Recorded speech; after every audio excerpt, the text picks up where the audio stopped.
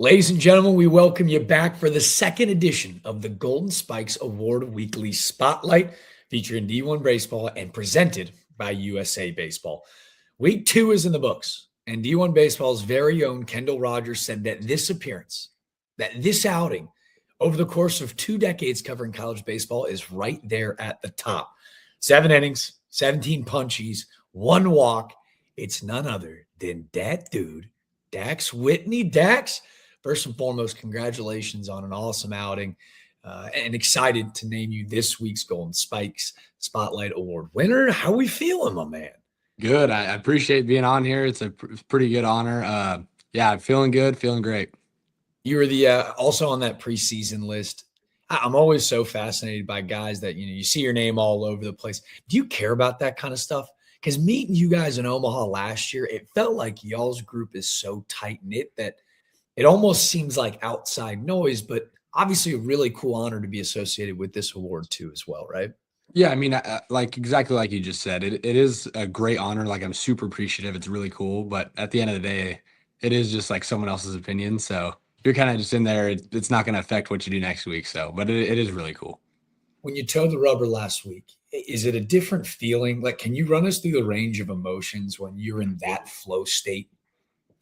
Yeah, so a big thing that I was focusing on this week was just really taking control of the pace of the game using like my breath and stuff like that. So my heart rate was super low all game, just super steady. I felt very calm, and I felt like I was in control through every aspect of every pitch.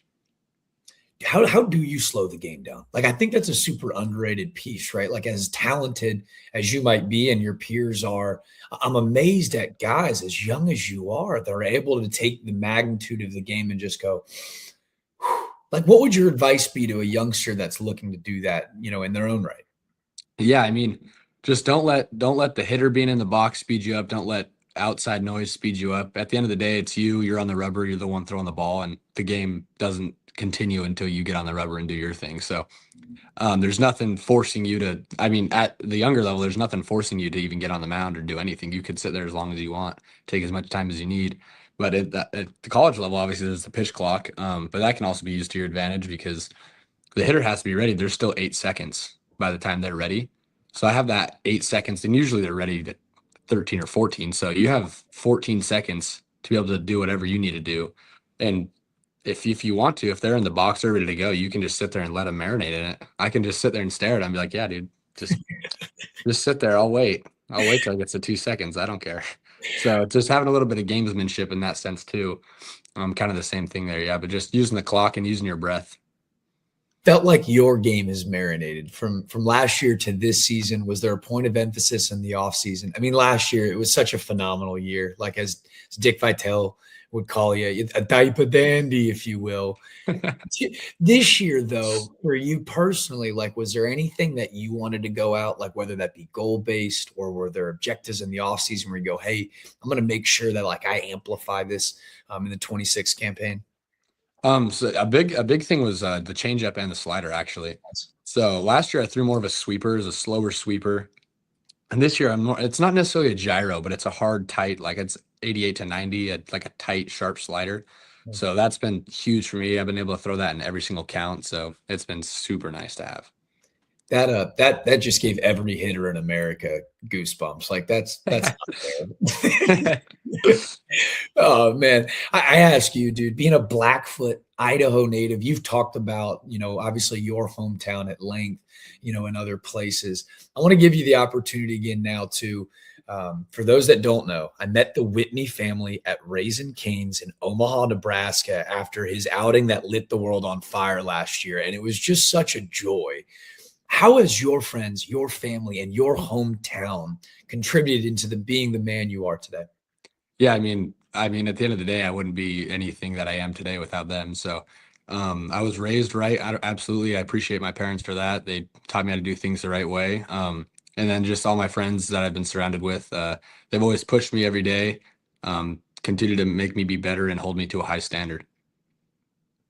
It would be insane for me during this entire interview to not ask, home of the world's largest baked potato, Is there any juice in the back pocket? Like, is there any method to the madness? Like, eat potato, throw harder. Like, I don't.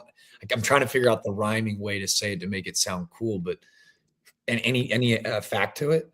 I mean, I I would love to say that yes, the more taters I eat, the harder I throw, but no, I mean, I realistically no, but the world's largest potato does give you a little extra juice, I guess. It is. It's the potato capital of the world. Blackfoot. Yep. Yep. And being from there, you're a pretty highly touted draft guy coming out of high school. Yet your senior year, you pulled out of the draft because it was important for you to represent this school. Why was you at such a young age? How are you able to make such a mature, responsible decision, if you will? Not to say that entering the draft is, but for you, the importance of playing for Oregon State felt very emphatic on your end.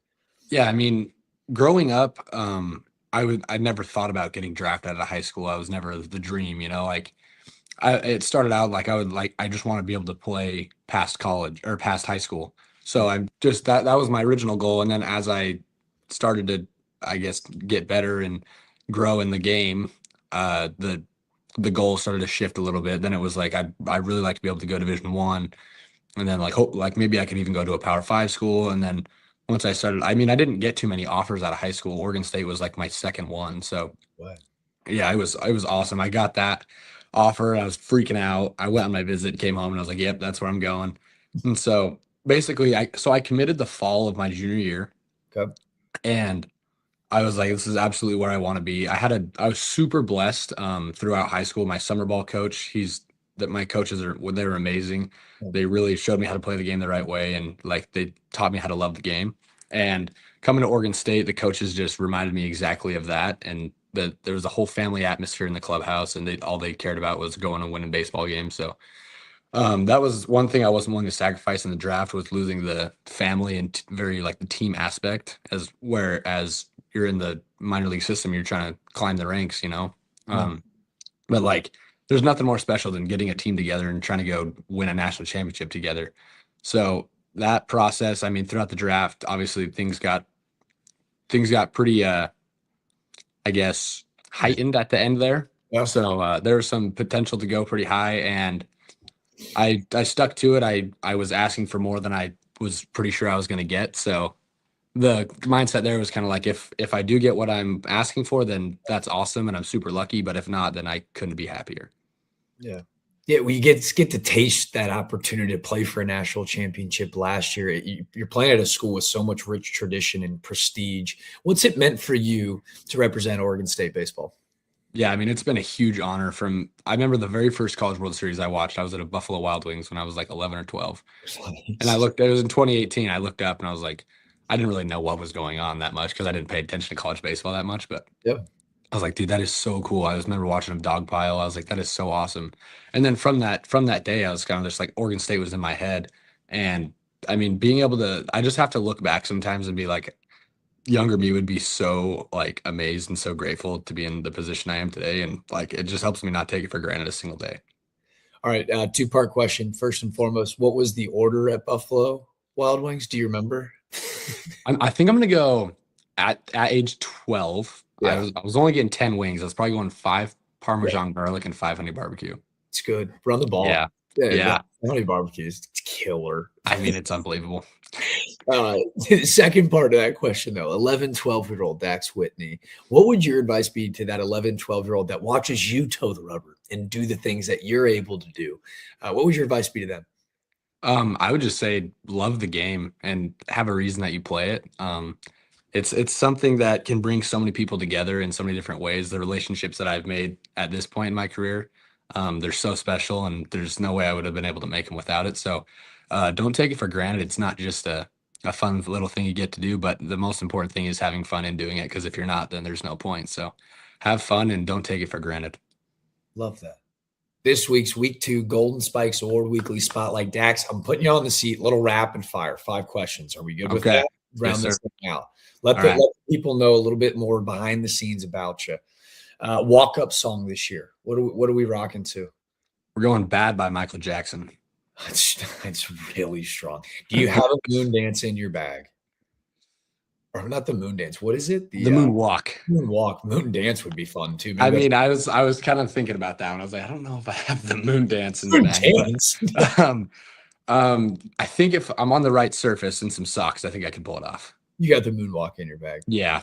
I'm gonna when I see you in Omaha again this summer, I'm gonna have the moon dance bag picked out for you. It kind of reveals how brutal my pop culture knowledge is, but I'm gonna have something for you. All right. That's all good. All right, two. I want to know the cheat meal. I was always so like interested into like what's the fuel that fires the engine, but that's boring. I want to know the cheat meal. What's Dax Whitney eating on a Sunday after the beef sweep? Ooh, shoot. It's not that I can't find one. It's there's too many to choose from. Okay. I don't. I mean, we've got a place here called Bow and Vine Burger Bar. Oh. And they've got a it's called the O Canada, and it's like this butter toasted bread with obviously like a big hamburger, a fried egg on top, and this maple bacon aioli on it. Unbelievable. I had one last night. Yeah, I would eat one every day of the week if I could. Dax Whitney, foodie. I'm in on that. Let's go. It was very made me hungry. Oh yeah. Favorite player growing up? I've always been a Cleveland Indians fan. So I'd say Francisco Lindor. Oh, that's a good one. That's yeah. You were to pitch against Francisco Lindor next week. How would you throw him? Not low and in because he's hitting lefty off me. So we'll probably say top rail and change ups away. Fire me up. Favorite baseball memory to date? I want to say Omaha last year. It's just it's unbeatable.